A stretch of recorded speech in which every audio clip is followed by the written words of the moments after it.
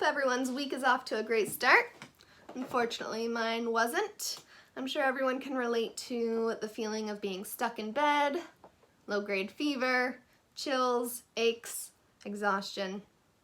That's how my week started. I had to miss work, missed a few deadlines for this class. Wasn't great, but I'm better now. Unfortunately, the next thing that happened in my life was hearing the news about Governor Cuomo's restrictions and his impending shutdown for New York State. And right before recording this video, I was notified of 2 COVID positive cases at my son's elementary school. Not the ideal week for myself. Each one of those things could be better known as a trigger. And when you got 3 of them or more, they stack on top of each other and they just become more and more significant. I'm sure each one of you can relate to that, whether it's right now in COVID times or just life in general. Many people are emotionally reactive to triggers, which can impede them from living the life that they would like to live, or that the people in their life are comfortable with being around. Whether it's employers, coworkers, friends, family, the list goes on. In order to live the life that you would like to live, I'm going to teach you how to prevent all those things from happening and stop them in their tracks when they are. Nope, I'm not. Quite the opposite, actually. Had you going there for a second, huh? You were all ears. Tell me more. No, the opposite, actually. I am going to teach you how to accept and be okay with the inevitable life bumps that you will have in your path as you continue your journey through this lifetime. Everyone is going to have hiccups and speed bumps and roadblock signs and detours. It's just part of life. Dialectical Behavior Therapy, otherwise known as DBT, is something that takes the dynamic interplay of opposites and pairs them together. Most people think that opposites can't go hand in hand. It's either hot or cold, not hot and cold. Then you would just have warm. Well, DBT takes those opposites, not necessarily the hot and cold, and pairs them together without making a new term.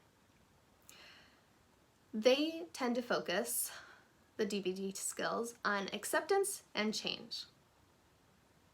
Did she say that right? Acceptance and change? How does that work? Well, in order to understand how it does work, I think it's important to notate what happens when you just use one. If you see a person struggling and you go up to them and you're like, hey, just accept where you are in life, man. That's it. That's where you're going to be forever and you're set and it's fine and it's cool. They'll be like, okay, yeah, I accept it. But they're going to continue repeating those destructive behaviors and their relationships aren't going to go great. They probably won't hold a job. They won't succeed. They won't get further in life. And they're probably not going to get much enjoyment out of it. They won't feel fulfilled. On the other hand, you take the person and you shove change down their throat. Hey, that's not okay. Change it right now. Not acceptable. Maybe in the short term, they could do it successfully for a quick moment, and they might feel this like overwhelming warmth come over them, like, hey, yeah, I did it. But that's not substantial, and usually people have a lot to change, and it's just not feasible to do it all at once. So you take the idea of acceptance and you take the idea of change, and you approach a person who's struggling or needs help, or just anyone, because let's face it, everyone could use a little help here and there. And you say, hey, let's take exactly where you are in this moment and say, okay, this is my starting point. And now let's introduce change in small increments that is sustainable and going to get you to that point of success and happiness that you would like to be at.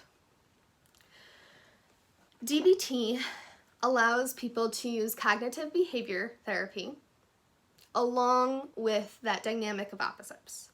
In regular cognitive behavior therapy, the idea is to challenge destructive behaviors and destructive mind patterns, to allow a person to acknowledge that there's a healthier coping mechanism out there. So the objectives of DBT is to live in the moment, not focus on past versus future, just right here in the present, to regulate your emotions better, to develop healthier coping mechanisms which can replace those unhealthy ones. Typically, if you have an unhealthy coping mechanism, it is a way to escape and avoid suffering.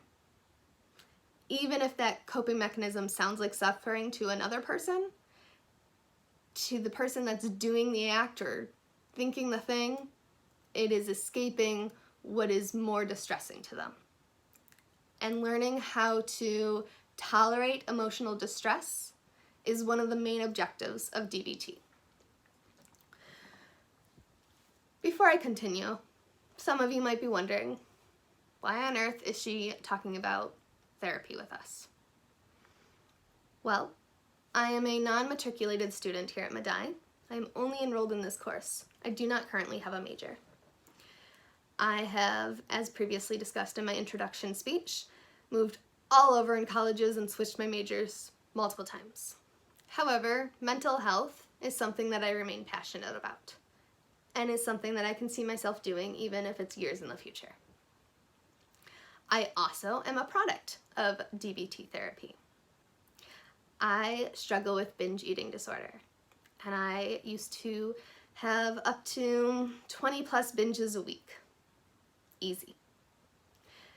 Well, after going to a few DBT skills groups, which they typically are run by a therapist who's licensed and trained in this, and somewhere between, 3 to 10 other people in usually of the same gender or people who have experienced similar life circumstances, something that feels emotionally safe and comfortable to be able to discuss these things in.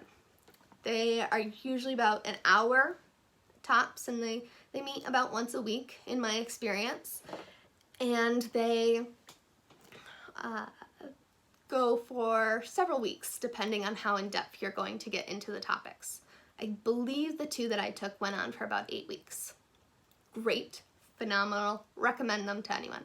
If anyone needs help locating a therapist that does this, or an organization or company, I will be more than happy to give both the 2 therapist names that I worked with, as well as help anyone else do some Google searches to find others in the area. I know Horizon does a bunch of them. They are more focused on alcohol and drug abuse. That's going along the lines of working in the groups of people who have similar life scenarios. However, there are many out there. So DBT therapy helped me greatly. I went from having about 20 binges a week to going an entire year without one single binge. I always said that just like NA, Narcotics Anonymous, and Alcohol Anonymous, people get their chips for how long they've gone. As an eating disorder recovery person, I want my chip too. Since then, I've had binging episodes. I have broken my year-long streak, but because of the DBT skills that I have learned, I have been able to overcome that and get right back on track much faster than I was in the past. DBT was invented or created by Marcia Linehan. She was studying under the Zen master monk Willigis Jaeger at the time. She was actually looking and researching suicide prevention methods, which is why this DBT skills therapy is so closely related to people with major mental health diagnoses, such as borderline personality disorder, or multiple personality disorder, or schizophrenia. However, I believe that DBT is able to help every single person, especially right now. One of the most basic skills that is taught in one of the first sessions is radical acceptance. Going back to those 2 opposites and pairing them together. When a lot of people think of acceptance, they think that they have to like something. You don't. You can accept that COVID is real and it's here and it's in our lives, and you can also hate it. You can feel the disappointment of the missed trips that you've had, of the loss of wages from the loss of work, of all the interruptions to your life plans. Feel that disappointment and that anger and that sadness and sit in those emotions while accepting that this is how it is.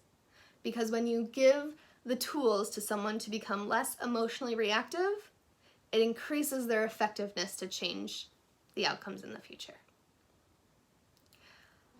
If anyone has any questions about this, I would be more than happy to share further details, share more about my personal details with it.